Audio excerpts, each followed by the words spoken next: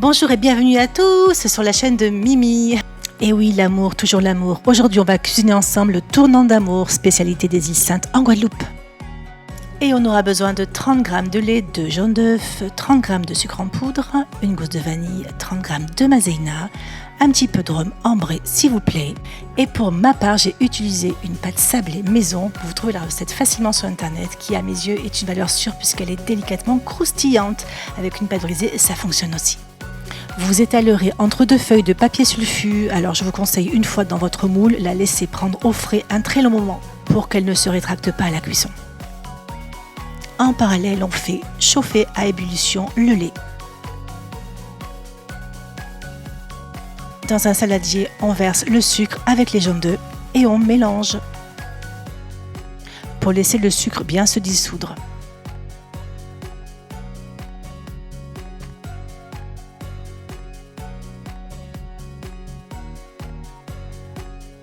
Et on y ajoute la maïzena.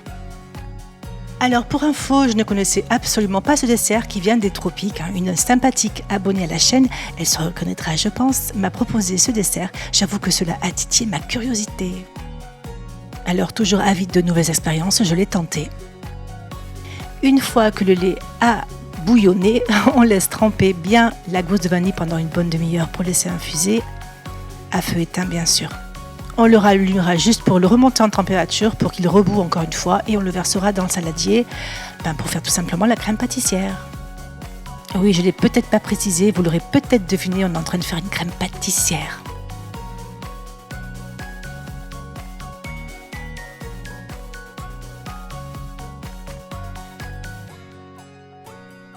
On le retransvase dans la casserole pour le monter à température à feu moyen tout en mélangeant. Dès que vous sentez que ça commence à épaissir, c'est que c'est cuit.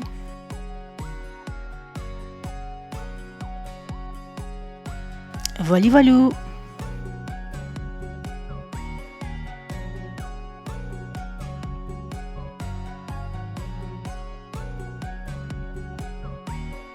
Ensuite, on la filme au contact et on peut la laisser au frigo pendant minimum 1 heure.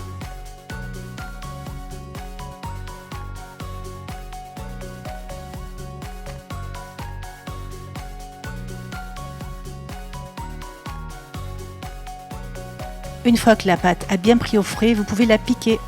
Les amis, donnez-moi des idées de recettes à thème, venez d'ailleurs, je me ferai un plaisir de les cuisiner avec vous. J'attends vos propositions en commentaire. Alors on va cuire la pâte à blanc, on met quelque chose dessus pour empêcher la pâte de gonfler, puis on l'enfourne à 180 degrés. Tout dépend de votre four en fait. Personnellement, elle a cuit pendant une bonne vingtaine de minutes. J'ai remarqué dans quelques vidéos de tournant d'amour que bien souvent la pâte n'était pas cuite à blanc mais directement cuite avec les autres préparations.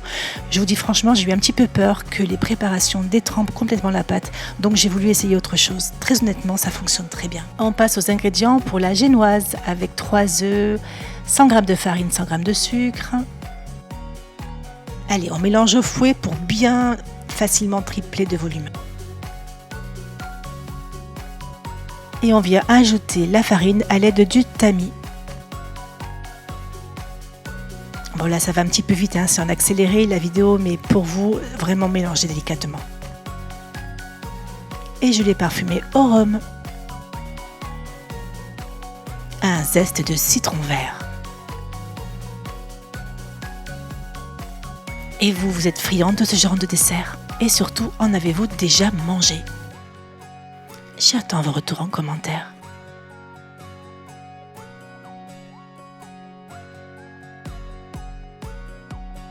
Et voilà notre belle génoise prête à cuire.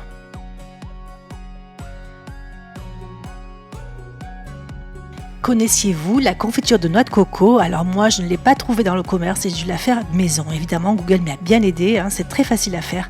À voir comme ça, c'est pas très ragoûtant mais en vrai c'est un véritable délice.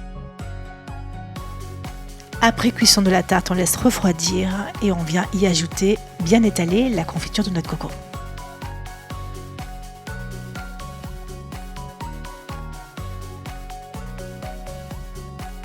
On vient ajouter par-dessus la petite quantité de crème pâtissière en couche bien fine.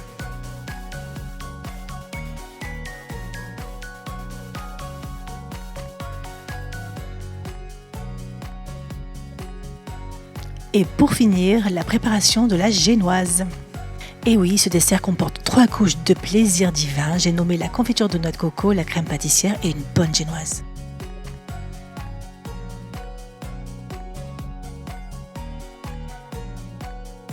Et on parsème sur toute la surface de la tarte de la noix de coco râpée. Pensez à liker la vidéo pour me soutenir, partager, souscrire à la chaîne et à activer la petite cloche pour les notifications des prochaines vidéos. Voilà, la tarte est cuite. Elle a cuit à 180 degrés pendant 30 minutes. Vérifiez quand même la cuisson, car tous les fours ne seront pas logés à la même enseigne. Et on saupoudre de sucre glace. C'est un véritable petit trésor bien connu, composé de pâtes brisées ou de pâtes sablées, de confitures exotiques ou de génoises. Il est vendu le plus souvent sous forme individuelle, comme une tartelette. La confiture la plus communément utilisée est celle à la noix de coco, mais les plaisirs peuvent aussi varier et s'orienter vers une confiture de banane ou bien même de goyave. Délicieuse fin de journée. Bye!